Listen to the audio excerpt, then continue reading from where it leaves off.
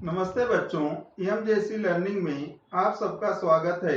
आज हम कक्षा 12वीं हिंदी युवक भारती में सम्मिलित व्यवहारिक हिंदी के अंतर्गत आने वाले पल्लवन नामक एकांकी का अध्ययन करेंगे, जिसके लेखक डॉक्टर दयानंद तिवारी जी हैं। पिछले भाग में हमने पल्लवन की परिभाषा, अर्थ, विशेषताएं तथा आवश्यकता के बारे में अध्ययन किए थे। अब एकांकी के आगे के अनुच्छेद का अध्ययन करेंगे। अनुच्छेद देखो। रोशन, सर पल्लवन की प्रक्रिया भी अलग होती है। इस संदर्भ में भी संक्षिप्त में जानकारी दीजिए ना। अर्थात रोशन सर से पल्लवन की प्रक्रिया के बारे में पूछता है। अध्यापक, वैसे पल्लवन की जानकारी लेते लेते प्रक्रिया पर भी चर्चा हुई है, फिर से थोड़ा स्पष्ट करता हूँ। पहला, विषय को भली भांति पढ़ना, समझना, ध्यान केंद्रित करना, अर्थ स्पष्ट होने पर पुनः सोचना। दूसरा, विषय की संक्षिप्त रूपरेखा बनाना, उसके पक्ष विपक्ष में सोचना, फिर विपक्षी तर्कों को काटने हेतु तर्क संगत विचार करना, उसके बाद तर्क संगत तथा समस्त विचारों को संयोजित करना तथा असंगत विचारों को हटाकर अनुच्छेद तैयार करना। तीसरा, शब्द पर ध्यान देकर शब्द सीमा के अनुसार पल्लवन करना और अंत में लिखित रूप को पुनः ध्यान देकर पढ़ना। और एक बात विद्यार्थियों, पल्लवित किए जा रहे कथन को परोक्ष कथन और भूतकालिक क्रिया के माध्यम से अन्य पुरुष में कहना चाहिए। उत्तम तथा मध्यम पुरुष का प्रयोग पल्लवन में नहीं होना चाहिए। अध्यापक कहते हैं, पल्लवन की जानकारी देते समय प्रक्रिया के बारे में बताया गया है।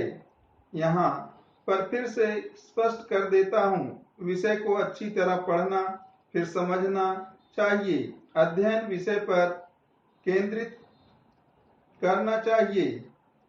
अर्थ समझने पर फिर से सोचना चाहिए, जिससे कोई गलती न हो। विषय की रूपरेखा बना लेना चाहिए। विषय के पक्ष में तथा विपक्ष में सोचना, फिर विपक्ष को तर्क संगत विचारों से गलत साबित करना, फिर तर्क संगत विचारों को समायोजित करके अनुच्छेद तैयार करना, शब्दों को ध्यान से चुनाव करना, शब्द सीमा के अनुसार पल्लवन करना चाहिए। लिखित अनुच्छेद को एक बार फिर से ध्यान पूर्वक पढ़ना चाहिए। पल्लवन विस्तार में सदैव अन्य पुरुष में लिखा जाता है। पल्लवन के लेखक के विचारों का ही विस्तार और विश्लेषण किया जाता है। रोशन, सर जी, अब हम पल्लवन लिख सकते हैं। आप हमें पंक्तियां दीजिए, हम पल्लवन तैयार करेंगे। अध्यापक, अरे रोशन, इतनी जल्दी मत करो। पहले उदाहरण के लिए मैं आपको एक दो पल्लवन बनाकर देता हूँ, ठीक है ना? विद्यार्थी एक साथ, जी सर। अध्यापक, एक एक करके आपको जो कविता, दोहे, चौपाई जो भी याद है उसे कहिए, मैं उनका पल्लवन तैयार करके दिखाता हूँ। अर्थात अध्यापक ने बच्चों से कहा, आपको चौपाई, दोहा, सूक्त जो आता है बताइए, मैं उसका पल्लवन करके दिखाता हूँ। कुछ क्षणों के पश्चात, क्या हुआ, नहीं सूझ रहा है? चलिए पहला उदाहरण मैं आपको बताता हूँ, जैसे निम्न पंक्ति का पल्लवन करते हैं। अध्यापक बच्चों से कहते हैं कि क्या हुआ, कुछ नहीं समझ रहा है? ठीक है, पहला उदाहरण मैं आपको बताता हूँ। नर हो न निराश करो मन को। अब हम इस पंक्ति का पल्लवन करते हैं। यह सार्वभौमिक सत्य है कि मनुष्य संसार का सबसे अधिक गुणवान और बुद्धि संपन्न प्राणी है। मनुष्य पूरे संसार में सबसे अधिक गुणवान और बुद्धिमान प्राणी है। यह सत्य है। वह अपनी अद्भुत बुद्धि एवं अपने कौशल के बल पर इस संसार में महान कार्य कर अपने साहस और सामर्थ्य का परिचय दे चुका है। शांत, सद्भावना और समानता की स्थापना के लिए वह प्रयासरत रहा। इन सब के पीछे उसका आंतरिक मानसिक बल ही था। चूंकि मनुष्य विधाता की सर्वोत्कृष्ट एवं सर्वाधिक गुण संपन्न कृति है, अतः उसे अपने जीवन में कभी निराश नहीं होना चाहिए। यह तो मनुष्य का जीवन है कि जहाँ उसके जीवन में सुख है वहाँ दुख भी है, लाभ है तो हानि भी है, सफलताएं हैं तो असफलताएं भी हैं। यदि उसका मन ही पराजित हो जाएगा, थक जाएगा, तो इस धरा को स्वर्ग सा कैसे बना पाएगा। उसके मन की इसी संकल्प विकल्पमयी साहसिक शक्ति को उसका मनोबल कहा जाता है, जो उसे हर समय श्रेष्ठ बनने हेतु कर्म के लिए प्रेरित करता है।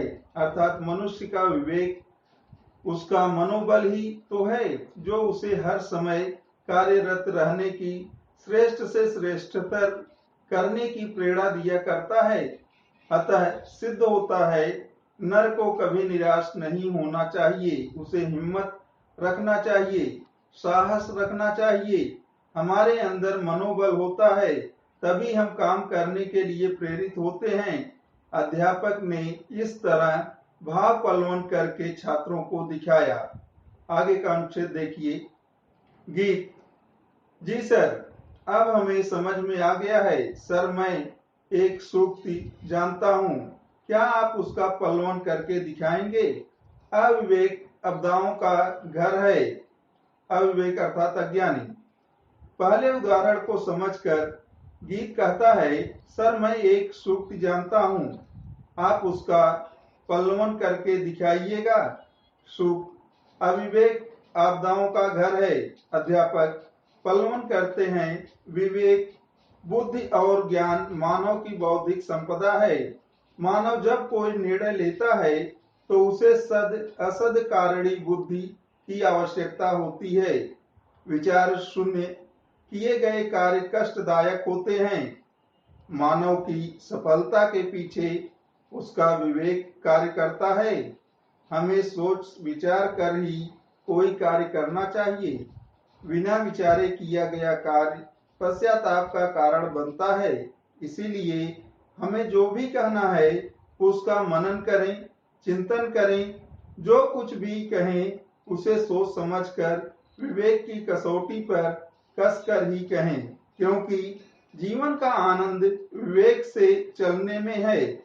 अविवेकी मूर्खतापूर्ण कार्य करता हुआ अपने जीवन को स्वयं आपत्तियों से भर लेता है। इस तरह से अध्यापक ने भाव पल्लवन करके इस सूक्ति को सत्य साबित किया। अध्यापक ने बहुत ही अच्छी तरह से पल्लवन की विशेषताओं को ध्यान में रखकर भाव पल्लवन किया है। क्रमबद्धता, मौलिकता, सहजता तथा स्पष्टता का पूरा ध्यान रखा गया है। आगे का अनुच्छेद देखिए। तन्वी, सर मैं भी एक पंक्ति बताती हूँ, कृपया उसका भी पल्लवन कीजिए। सेवा तीर्थ यात्रा से बढ़कर है। तन्वी नामक छात्रा सर से कहती है कि सर, सेवा तीर्थ यात्रा से बढ़कर है का पल्लवन कीजिए। अध्यापक, सेवा परमो धर्म है, इस भावना को कौन नहीं स्वीकारता, किंतु जब इस भाव की अवहेलना अर्थात उपेक्षा की जाती है तब समाज में स्वार्थ और तनाव की स्थिति उत्पन्न हो जाती है। लोग सेवा को भूलकर तीर्थ यात्रा के लिए इस उद्देश्य से निकल पड़ते हैं कि इससे उन्हें मोक्ष मिलेगा। लोग भूल जाते हैं कि सेवा का भाव ही संपूर्ण मानवता को चिरकाल तक सुरक्षित कर सकेगा। सेवा समाज के प्रति कृतज्ञ लोगों का आभूषण है। मानव सेवा एवं प्राणी मात्र की सेवा संपूर्ण तीर्थ यात्राओं का फल देने वाली होती है। सेवा के पात्र हमारे आसपास ही मिल जाते हैं। तीर्थ यात्रा का फल कब मिलेगा, क्या होगा, लेकिन सेवा सदफल दायिनी है। सेवा करे सो मेवा पाए, अतः सेवा धर्म अपनाए, अर्थात सेवा से बढ़कर कोई दूसरा धर्म नहीं है, इसे सब जानते हैं, फिर भी सेवा को भूलकर तीर्थ यात्रा पर चले जाते हैं। मानव सेवा एक प्राणी मात्र की सेवा संपूर्ण तीर्थ यात्राओं का फल देने वाली होती है। ऐसे व्यक्ति हमारे आसपास ही मिल जाते हैं। सेवा सदा शुभ फल देती है।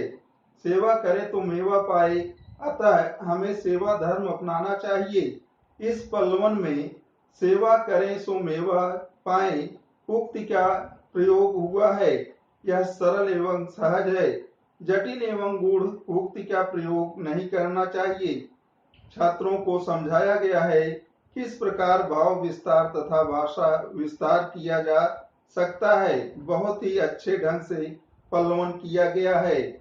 अध्यापक, मुझे विश्वास है आप लोगों ने पल्लवन को अच्छी तरह से समझ लिया है। अभी अच्छी तरह से चर्चा हो रही है हमारी।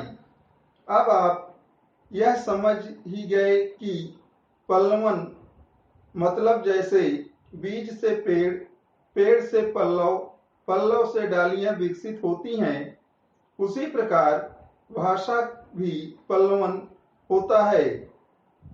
अध्यापक छात्रों से कहते हैं कि पल्लवन पर सुंदर चर्चा हुई। अब आप लोग पल्लवन को समझ गए होंगे।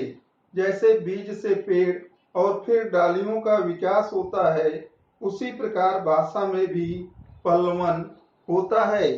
आपने पल्लवन के लिए अच्छे उदाहरण दिए, लेकिन भक्तिकालीन निर्गुण विचारधारा के संत कबीरदास को आप भूल गए। मैं उनके दोहों पर एक पल्लवन तैयार करूंगा, आप ध्यान से सुनिए। अध्यापक बच्चों से कहते हैं कि आपने पल्लवन के लिए उदाहरण अच्छे दिए, लेकिन कबीरदास को भूल गए। उनके दोहे तो बहुत प्रचलित हैं। मैं उनके दोहे का पल्लवन तैयार करूंगा। हमसे देखिए। विद्यार्थी, जी सर, कबीरदास जी के दोहे का पल्लवन सुनने में हमें आनंद ही मिलेगा। अध्यापक, सुनिए। जो तो को काटा, संसार में शुभ चिंतक कम होते हैं, अहित करने वाले या हानि पहुंचाने वाले अधिक। ऐसे व्यक्तियों के प्रति क्रोध आना एक स्वाभाविक प्रतिक्रिया है। साधारण व्यक्ति यही करते हैं। अहित करने वाले का हित सोचना, कांटे बिछाने वाले के लिए फूल बिछाना, मारने वाले को क्षमा करना एक महान मानवीय विचार है। इसके पीछे अहिंसा की भावना छिपी हुई है। सबके प्रति मैत्री भाव की साधना है। प्रकृति भी हमें यही शिक्षा प्रदान करती है। इसके अनेक उदाहरण मिलते हैं। वृक्ष को ही देखिए, पत्थर मारने वाले को वृक्ष फल देता है। निष्पीड़न करने वाले को सरसों उपयोगी तेल देती है। पत्थर पर घिस जाने वाला चंदन सुगंध और शीतलता देता है। शत्रु को मित्र बनाने, विरोधियों का हृदय परिवर्तन करके उन्हें अनुकूल बनाने का यही सर्वोत्तम और स्थायी उपचार है कि हम उत्पीड़क को क्षमा करें। जो हमारा अपकार करता है, हम उसका भला करें, उसके मार्ग को निष्कंटक बनाएं, उसमें फूल बिछा दें।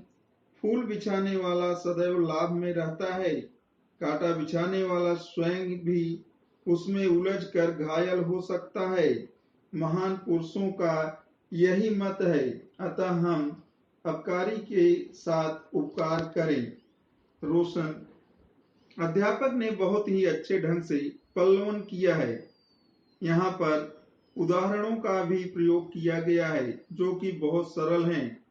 भाषा बहुत सरल एवं सहज है, प्रवाहमयता है, छात्रों के समझ में आसानी से आ गया, अर्थात स्पष्टता है। अगला हमसे देखिए। रोशन। सर जी, पल्लवन तो बहुत रोचक होता है।